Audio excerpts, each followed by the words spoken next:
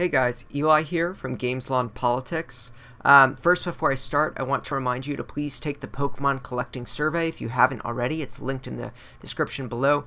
So, the real question for today is whether CGC is grading easier than it used to. I'm seeing a lot of anecdotal reports, I'm sure as many of you have as well, that CGC is handing out 10s and 9.5s far easier than it used to be. You know, historically, we've understood CGC to be grading very harshly, in that actually frequently CGC 10s would go for an amount even higher than PSA 10s in some cases, because it was considered so difficult to get. But as CGC got closer to releasing its population report, many speculated that in order to not look like they never give out 10s, they started giving out 10s easier and 9.5s easier, so it doesn't look like the rate is 0. And so my goal is that over the next several weeks and months, I'm going to be tracking a set of cards, 15 cards, actually 14 I picked out, every week to see if in fact the newer cards coming back are getting graded easier than the ones that came before. So what this first video is doing is it is outlining the cards that I'm tracking, their population reports. I try to get a diverse set of cards, Japanese, American, vintage, sorry, not American, English, vintage, modern, in the middle. And you'll see as I go through that I think I've really captured kind of a broad swath of the hobby. And my goal is, once again, to check week by week. I have the rate right now of each grade that this card gets. And we're going to see going forward if they're giving out 10s and 9s easier than they used to. So here we are. You can see on the left here, it's the population report that we can get starting today. They have it sorted by era and then subdivided by set if you click on it. Then over here are the cards I'm tracking on the right side. One thing I note is I'm actually tracking a few cards in addition to this. I have one fear that CGC might watch my video and be like, oh, someone's actually keeping track, and then fix it for these cards and keep it consistent. So in order to deter that behavior, I am tracking a few additional cards in addition to these ones, just to make sure that there's no funny business going around. So I'm going to keep those a secret, but I will start releasing the data set every week so you guys can play with the data yourself if you want. As you can see, the way I'm sorting this is I've got these 15 cards, and then I've got it sorted by grade, starting at the perfect 10, the pristine 10, and then all the way down to 7. And then I've just got a category of under 7s here that's all together. I don't think it really matters that much below that, other than just getting a general sense of what types of cards are people sending in. Then on the left side here, I've got it ordered in terms of the total amount graded. Obviously, I try to pick out cards that were graded a lot so that we'd have a large sample size. Because of this, there are some eras where there just aren't that many graded cards, at least at CGC. And I kind of refrained, unless I absolutely needed to, from tracking those cards, because I believe that the sample sizes are just too small to get a good set. I mean, once you start looking into the EX and E series, and even the, you know, through pretty much the XY era and the Sun and Moon era, many cards just don't have 3-figure population reports. You know, it's really like 2-figure population reports, if even that. And, you know, I don't want to read into data if we've only got grades back for, I don't know, 30 cards. You know, you don't want to overread in the data. So I really try to get cards that we have a lot of data for and that are going to continue to get graded. That way we can actually pick up trends. You know, we've had 16,000 of these, 17,000 actually, of these freaking Champion Path Charizard Vs graded. And so there are probably thousands more that are going to get graded, so we'll definitely be able to see, you know, so far there's only been 2 perfect 10s. And, you know, if 1,000 come back, you know, and another 10 are perfect 10s, then we really know that something is up. So let's run through these really quick. So obviously the Champion's Path Charizard, which has been graded to hell, just tons of them out there. And then some of the other modern cards we're looking at here is the other Charizard from Shining Fates, several thousand of those, and then also the Sun and Moon promo, this from Hidden Fates, that has the 3 legendary birds on it. And then other than that, let's just, in the Japanese here promo, the Charizard card, thousands and thousands of those graded. The other Japanese cards we have on here are this Typhlosion, from the Neo Destiny set that is equivalent to ours. There's about 600 graded of those. And then we also have this Pikachu from their Dream League set. There's been over 1,000 graded of those.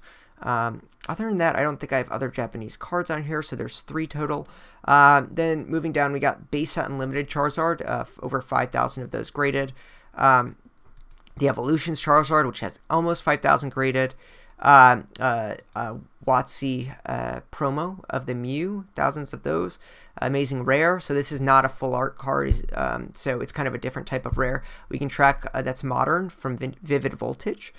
And then, of course, you've got some of these older cards, Team Rocket, Dark Charizard from Team Rocket Unlimited. And then, I got 2 here at the bottom from the middle era cards, of which there are just so few grades. In fact, for this Charizard, this Delta species, I actually have one at home from Crystal Guardians. I combined the rare and the holo rare because there just are not enough cards to really read into too much. And the same thing with Expedition. I didn't combine, but there's just barely more than 200 Pikachus, and that's the most commonly graded card at CGC for Expedition. So the pop reports are just so low, we shouldn't read a lot into changing behavior. Now, if you look into the actual pop reports, I think it's really interesting because you see different trends with these cards. Like this big one right here, Charizard, has almost 50% that are graded that came back as under 7s. Same thing with this Charizard from Crystal Guardians. And same thing with this Dark Charizard from Team Rocket Unlimited. And clearly what's going on there is that people felt that even if their card was a bad quality, it would be worth a lot to get graded, even at a lower grade. Or maybe they were just, people that dug out their collections from 20 years ago and optimistically sent it out thinking that they were in better conditions than they actually were. But as you can see, especially in the modern sets, in the modern Japanese sets, there's very few cards. I mean, look at this card right here. This is the Rayquaza Amazing Rare for Vivid Voltage, of which literally less than 0.1% came back under a 7 rating. This other card here, which is the Japanese Charizard promo card, also is coming back overwhelmingly at higher grades. But what you're also going to notice is that very few cards here are coming in as perfect 10s, and very few as pristine 10s. Actually, one of the things I forgot to do is pull a full average of the entire data set, which I'll do for next week. But as you can see, for the perfect 10s, for most cards, it's just less than 0.1%, with the exception of this Japanese Dream League Pikachu promo, of which almost 2%. This is just way higher, almost 100 times higher than some of these other cards coming back as perfect 10s.